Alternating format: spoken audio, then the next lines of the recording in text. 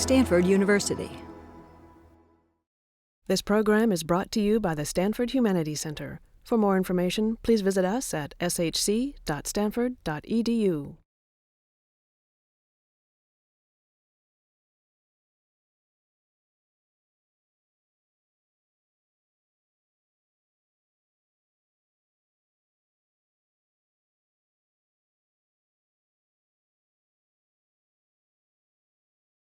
Currently, I am working on a book about my father, who passed away last year, and I'm trying to give a story of his last days with quite a few flashbacks on the kind of unusual man he was. I am also going through the final proofs of my forthcoming novel, which is coming out in February of next year. My father's life was quite unusual. He was born in Istanbul, lived many years in Egypt, became quite wealthy in Egypt, lost everything, was expelled from Egypt, lived in Europe, didn't quite make a comeback in Europe, and then moved to the United States, where he was already quite old. So I watched him mostly from the perspective of an adolescence, looking at his father getting older and older and not really accomplishing anything, and yet managing to keep very serene, making new friends, having a kind of a new life that was not headed anywhere. And he lived that way for 40 years, which is the unusual part. So the last few months of his life were quite intense because he had cancer. And I was very interested in capturing the end of a life from the perspective of a son, and also from his own perspective. How did he register this life coming to an end, a life that had gone on for almost a century? He died very old.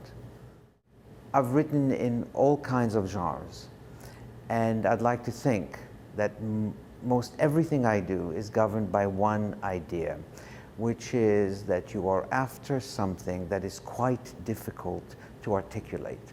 And so most of the writing process is sort of prowling around this center that you don't see, but that the writing process will finally unveil and unearth for you. It's very much like going around in a cone. You are circling the cone down and downward until you get to the very sort of bottom of it, and that is what you've been after. Once you get there, you are quote unquote home. You found what you wanted to do. Now, it could be a book review where you're looking for something that the book itself you're reviewing was not aware of. If it's an essay, I'm trying to find out what the place I'm visiting is really concealing from me. If it's a novel or a short story, it's about something about myself that I was not aware of. And ultimately, the writing process is really rudderless. There's no governing sort of end in sight, but what is sort of maintaining the pressure or the focus is the sense that you're after something that will finally materialize once you've written enough around it. And then, of course, comes the editing part, where you get rid of all the stuff that you didn't need, the booster rocket that was really just sort of nothing, and you get rid of that until you get to the capsule. And most people who read me find that they like the process of finding this sort of hidden nucleus somewhere. Most of the time, when I'm writing something, not only I don't know, but the reader has no sense of where we're headed. For example, I wrote an essay called Lavender. Well, it's because I like lavender, but I was trying to find out what about lavender really stimulated my imagination. And so I began writing about my first encounter with lavender. And that took me to all kinds of areas that I had never could have foreseen I wanted to go to, but eventually came to the very end where I'm sort of hanging laundry in Provence with lavender all around me, saying to myself, okay, I'm in Provence, I'm surrounded by lavender, this is the end of my story. But no, it's not. It's about life. And so this thing that ended up about lavender was about faith, about trust, about life missions, if you had one, about family, love, etc. And I had no idea when I started writing about a bottle of aftershave that I was really going to be headed that way. It's very hard to decide what you're going to do when you finish something and you're embarking on something else. There are two ways in which I decide, quote unquote, because I don't believe I make decisions. One is somebody calls me and says, we need an article on such and such, would you be willing to do it? And I'll say, well, let me think. No, actually, no. Then I say maybe, then I say yes. Normally, that's the easy way, because I don't have to decide to write about X or Y. Somebody else has. Many people do that. You don't want to review a book. You never knew the book was written. Suddenly, somebody sends it to you, saying, let me see what it does.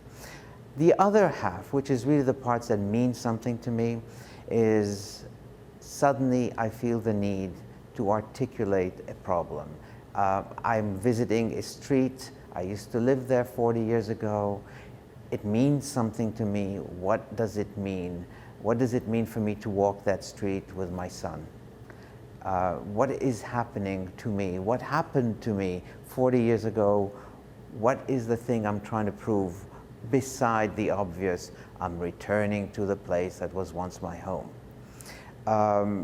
So you are confronted with an enigma. There may be something there, there may be nothing there. Many times there is nothing there, and yet the process of trying to unearth a mystery creates something from nothing. And those are usually the most powerful pieces I've written. One of them in particular comes to mind. I was asked to write about love because I was writing a novel about love. And so I said, I'll give you a speech about love. But I had no idea what I was going to do. And I was walking down the street and in Greenwich Village, and I said, maybe I should touch on this. Yes, but there's no story here. And just saying there is no story there was a beginning. And from that no story, the very process of saying, but there must be something. And I began the prowling phase. And eventually a story came out called Counterintuition. Young people who are interested in writing have to really do two things. One is they have to come to terms with the fact that writing is not just a career. And many times it's also a mission. You use writing to come to answers that you would not find otherwise. Writing is the only one left. If there were better ways of finding those answers, psychotherapy might be better. But writing is really, in many cases, a last resort of understanding your life, of cobbling your life together, and of, at the same time, giving it a frame that does not exist in any other profession. That's the first part. The second part that a young writer should consider very seriously is to read the classics. And not just to read them for the story, but to read them for two reasons. The classics have ways of presenting human beings in very unusual ways. It's not just unusual characters. For that, go to Dickens and stay there. No, you have to understand human beings that are complex, contradictory, and you have to understand that human beings are filled with things that don't go together. That's the first thing. Second of all, you go to the ancients. I like the ancients, anything before 1850, and go back all the way to Thucydides, who's my favorite writer.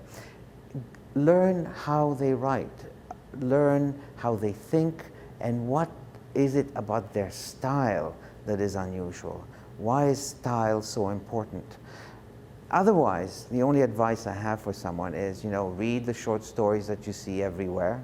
Read contemporary writers and just imitate them, and you'll be just like them. There'll be nothing unusual about you. You won't answer those deep-seated questions that affect you unless you go back to the ancients. It seems like a very sort of drudgy answer, but it's the one that I believe in. This program is brought to you by the Stanford Humanities Center. For more information, please visit us at shc.stanford.edu. For more, please visit us at stanford.edu.